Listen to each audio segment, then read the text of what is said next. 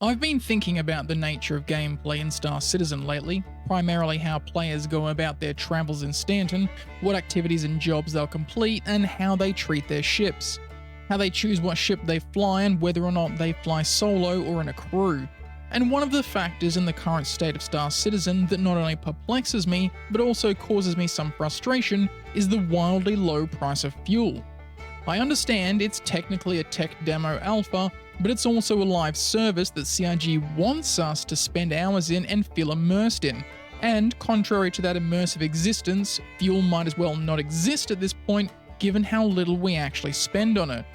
Maybe it's because I've been watching Mad Max or playing survival games, but the most resource consuming part of refueling is the time spent trying to find an empty landing pad at Seraphim Station. And the fact that it's neither expensive nor in limited supply makes no sense to me from a gameplay perspective. In what's arguably the most capitalism-driven system in the Star Citizen universe, I can refuel my Drake Cutter, a notorious fuel guzzler of a seat strapped to jet engines for less than it costs me to buy a burrito and drink combo. Make it make sense. So, to start off my suggestions and possibly the start of a few arguments, here's what I'd personally like to see happen with fuel prices. For starters, raise them, and I mean a lot. Now I haven't done the numbers because I'm a lazy man, but I'll use my cutter as an example. A completely empty tank of hydrogen fuel should cost between 5 and 10,000 to refuel. And because the cutter has a pretty big quant tank for a smaller ship, not as big as before, I'd say maybe 16,000 for quantum fuel. So whatever that equates to for other ships, do that math. Next, and most importantly, claimed ships should start off with no fuel. Because the moment I started throwing those numbers, I could already hear those ASOP terminals whirring to life for you degenerates who abandon ships and claim them just for convenience sake. Now, if you're willing to hear me out, here are a few points to back my reasoning. The first reason that I think fuel should be more expensive is the money sink factor. Currently, Star Citizen has very few uses for money besides buying ships or, in Voidy's case, buying out Grim Hex's supply of railgun ammo. And while many might argue with the upcoming and ongoing changes to mission payouts and ship prices that money is hard enough to come by, the longer you play, the less it feels that way. I can already tell that a few viewers may not agree with my take on this, and that's fair enough. However, I would ask that you consider the longevity of gameplay in this long-term universe. Duplication glitches and obscene drug collections in derelict or bounty ships aside, for a long time the accumulation of wealth has been a rather easy process, whether it be the bounty hunting loop, the hunt for Quantanium, or the farming of bunkers. Collecting payments of hundreds of thousands of Alpha UEC per hour has never been too difficult to achieve once you had the right ship or rank with security factions. And all the while you are burning through the atmosphere of planets and moons, bending space around you to cross millions of kilometers in mere minutes, and all it cost you was a few thousand credits in fuel. At one point it cost less to refuel my ship than to buy a pistol. In fact, the payment I received via the Call to Arms mission for taking a low-level gang member's life was more than my fuel costs. With the reductions in payments for jobs working their way into the verse, the cost of fuel still doesn't make a dent. And I think in a capitalist-run system especially, fuel should be a much more important consideration. The second reason, while slightly tying into the first, is its effect on player economics. This for the most part would affect industrialist players the most, but I think that overall those professions stand to make the most money, with salvage, mining and commodity trading offering reasonable levels of profit. How would the increase in fuel costs change a trader's route choices? How far would a miner go ignoring reasonable deposits while looking for that big score, all while their travel was slowly burning a hole in their pocket? Would a salvager stick to one planetary or Lagrange point, searching for that next wreck to save on fuel costs? It might even affect more combat-oriented pilots as well. Would they stay in one area more so than bounce around, and would player bounty hunters chase their quarry knowing that if their target had a larger fuel capacity, they could not only outrun them, but also cost them a small fortune trying to keep up? My next reason is because some choices should matter. Is your next expedition going to make enough money to cover the fuel costs? Should your friends take separate ships, or is having someone in the turret not only safer for your ship, but also cheaper for them? Are you looting more bodies and crates to pay for the unreasonable fuel prices that Beardavoz suggested and the economy team at CIG decided to employ?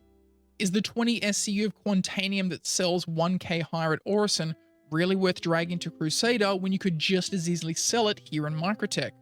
Giving players factors like this to consider will not only make the verse seem a little more believable, but their choices having more of an impact will make the right ones feel more rewarding.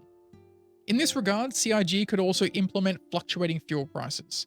Manually at first until Tony Z awakes from his slumber, but having a weekly shift on prices could even see a subconscious movement of player focus to certain regions or stations. They could even make a fuel price app in the Mobiglass that replaces the near useless commodity price alerts. It would also begin to make quantum drive selection more important. At the moment, it's just speed versus max distance, leaving the choice for most players between a civilian or military drive. But with a heftier fuel expense per million kilometers, we could likely see a shift towards slower fuel economical drives, at least in the early stages of a player's wealth index. With resource management on the way, we would hopefully see factors such as ship weight, including cargo, affect fuel expenditure, leaning industrial players more towards industrial components to match up to those requirements. This point I think will get the most pushback, and I believe it's because the Star Citizen community for the most part has developed a culture of abandoning vessels. It's true that often this is due to bugs or crashes, but ever since Persistence we've all seen the damaging effect this has had at hubs. I believe all claimed ships should come empty of fuel, and maybe even ammunition, but that's another conversation for another time. In a world where my suggested increase in fuel costs comes to be, I can see players just opting to reclaim the ship instead. Now, maybe it's because I've been playing survival games lately, but I truly feel as though Star Citizen is too forgiving in some areas. Fuel being one of them, and reclaiming a ship being part of that too. Currently, I feel that the claim times and conditions are too forgiving. Understandably, sometimes Star Citizens you, and it can seem unreasonable to have to wait hours for your ship to be made available. However, that is happening less frequently as the tech improves, and it's time we started getting used to these changes. There's also a subsect of combat-oriented players that take advantage of this low-cost ship claim system, and I feel that an ongoing cost to rapid-fire claiming might curtail this behavior to some degree. There are a few ships in Star Citizen that have value in the lore, but with the state of fuel being so lackluster, rarely see use. The Starfarer being one such. Not only could players bank on fuel for their organization and friends, but with a few additions to the refueling mechanic, pirate groups could use the Starfarer to take the fuel of undestroyed vessels, making the pirating and marauder gameplay loop just that little bit more enticing and profitable, especially once the larger pyro system becomes available.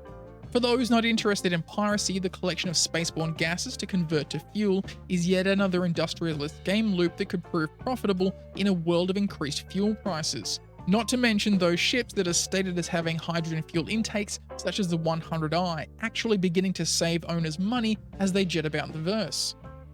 Ultimately, I believe the current state of fuel pricing lends itself towards more of an arcadey, no-consequence mechanic, and while I'm not the biggest advocate for a fully fledged hardcore simulation universe, I feel this is something that desperately needs addressing sooner rather than later. And that's my hot take. If you enjoyed the video, hit the like button and let me know in the comments section below. Heck, even if you think I'm wrong, let me know, we'll talk about it. If you enjoy my content and haven't already subscribed, consider doing that too.